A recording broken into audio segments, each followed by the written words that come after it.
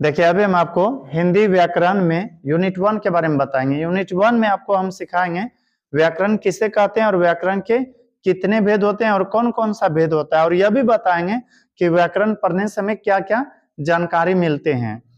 इसलिए इस वीडियो को शुरू से आखिर तक जरूर देखने का प्रयास करें ताकि व्याकरण से जुड़ा हुआ प्रश्न के बारे में आप जान सके। देखिए अभी हम आपको सिर्फ वही ऑब्जेक्टिव बताने का प्रयास करेंगे जो इस एक्सरसाइज से बनता है। पहला ऑब्जेक्टिव है इसमें, जिसके द्वारा मनुष्य अपने मन के भावों को लिख कर या बोल कर दूसरे पर प्रकट करते हैं तो उसे क्या कहते हैं? पता है? जिसके माध्यम से मनुष्य अपने मन के भावों को, मन के भावों का मतलब आपके दिल में क्या है, मन में क्या है, उस भावों को लिख कर या बोल कर जिस प्रकार आप दूसरे पर प्रकट करते हैं उसे हम भाषा कहते हैं। जिसके माध्यम से आप प्रकट करते हैं उसे क्या कहते हैं? भाषा। खुद से सोचिए, हमें किसी प्रकार की परेशानी है, हम किसी प्रकार के परेशानी में फंसे हुए हैं तो हम क्या करेंगे? या तो लिख करके दूसरे को बताएंगे या फिर बोल करके। तीसरा कोई ऑप्शन भी नहीं है। यदि आप इशारे में कहते हैं ऐसे ऐसे तो हो सकता है कोई सोचेगा हाय या बाय कर रहा है, जबकि वहां हम कष्टों से पीड़ित हैं। तो इसलिए आपको याद रखना है, जिसके द्वारा मनुष्य अपने मन के भावों को लिख कर या बोल कर दूसरे पर प्रकट करते हैं उसे हम भाषा कहते हैं। फिर आगे प्रश्न है, जिसके पढ़ने से मनुष्य शब्दों के व्युत्पत्ति, व्युत्पत्ति का मतलब होता है शब्द कैसे बनता है, शब्द का कैसे निर्माण होता है। जिसके पढ़ने से मनुष्य शब्दों की व्युत्पत्ति, शुद्ध शुद्ध लिखना और शुद्ध शुद्ध बोलने के लिए सीखते हैं तो उसे क्या कहते हैं? पता है? जिसके माध्यम से हम लोग शब्दों को बनाने के लिए सीखते हैं, शुद्ध शुद्ध लिखने व शुद्ध शुद्ध बोलने के लिए सीखते हैं तो उसे हम व्याकरण कहते हैं। उसे क्या कहते हैं? व्याकरण। यदि आप व्याकरण को बढ़िया सीख लेते हैं तो यह सीख लीजिएगा कि शब्द की व्युत्पत्ति अर्थात शब्दों का निर्माण कैसे होता है, शुद्ध शुद्ध शब्द कैसे लिखा और बोला जाता है। इसलिए हमें व्याकरण को सीखना बहुत ही जरूरी है। फिर आगे प्रश्न है,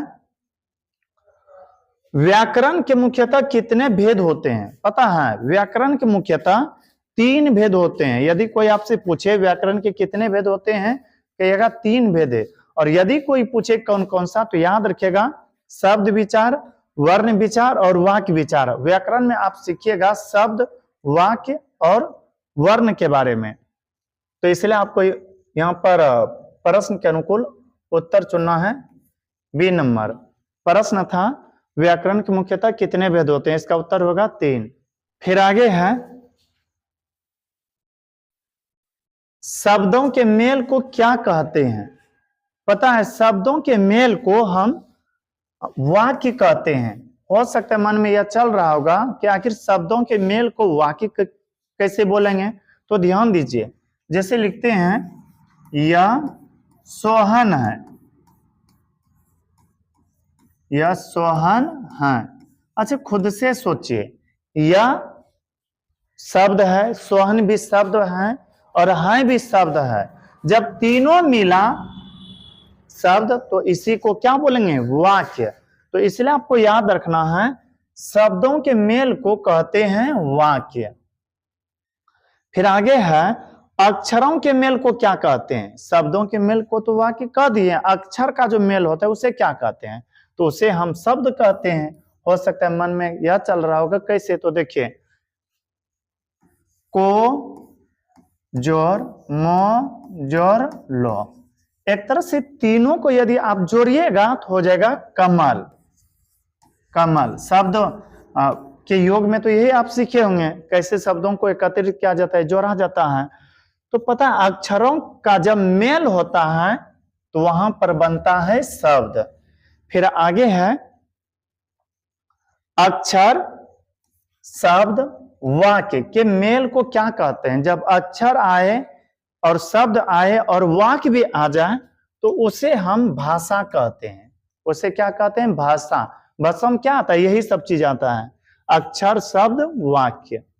फिर आगे है, व्याकरण के भेद इनमें से कौन नहीं है? अभी तो बताए थे व्याकरण के 3 भेद होते हैं। कौन कौन सा?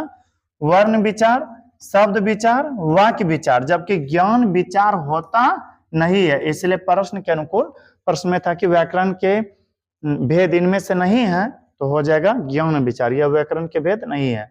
बस इस वीडियो में इतना ही। यदि यह वीडियो आपको अच्छा लगा हो तो हमारे वीडियो को लाइक करें, और अभी तक यदि चैनल को सब्सक्राइब नहीं किए हैं तो कर लीजिएगा, ताकि जो भी इस तरह से वीडियो अपलोड करें वह आप तक आसानी से पहुंच सके। और मिलते हैं किसी अगला वीडियो में, तब तक के लिए धन्यवाद।